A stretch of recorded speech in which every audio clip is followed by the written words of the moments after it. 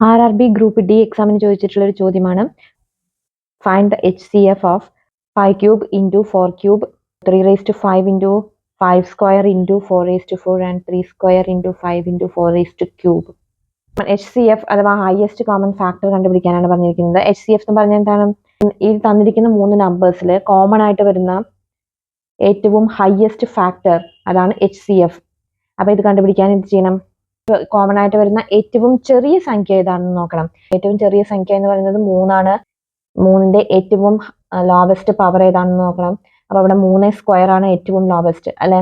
പക്ഷെ ഈ ഒന്നാമത്തെ നമ്പറിൽ 5 ക്യൂബ് ഇൻറ്റു 4 ക്യൂബില് 4 ക്യൂബ്, ഈ ഫസ്റ്റ് നമ്പറിൽ 3 ഇല്ല, അതുകൊണ്ട് കോമൺ ആയിട്ട് 3നെ എടുക്കാൻ പറ്റില്ല. അപ്പൊ അടുത്തത് ഏറ്റവും ചെറിയ സംഖ്യ 4ആണ്. 4ന്റെ ഏറ്റവും ലോവസ്റ്റ് പവർ വരുന്നത് ഏതാണെന്ന് നോക്കണം. ഇവിടെ 4 ക്യൂബ് ആണ്, ഇവിടെ 4⁴ ആണ്, ഇവിടെ 4 ക്യൂബ് ആണ്.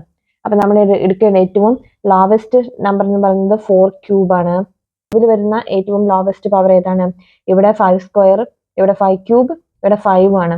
അപ്പം ഏറ്റവും ലോവസ്റ്റ് എന്ന് പറയുന്നത് 5⁴ ആണ്, 5 ആണ് അല്ലെ. അപ്പൊ 4 ക്യൂബ് ഇൻറ്റു 5, 4 ക്യൂബ് എന്ന് പറയുന്നത് എത്രയാണ്? 4 ക്യൂബ് എന്ന് പറയുന്നത് 64 ആണ്. 64 ഇൻറ്റു 5, 64 ഇൻറ്റു 5 320. ഇതാണ് ആൻസർ. ഓപ്ഷൻ ഡി ആണ് കറക്റ്റ് ആൻസർ.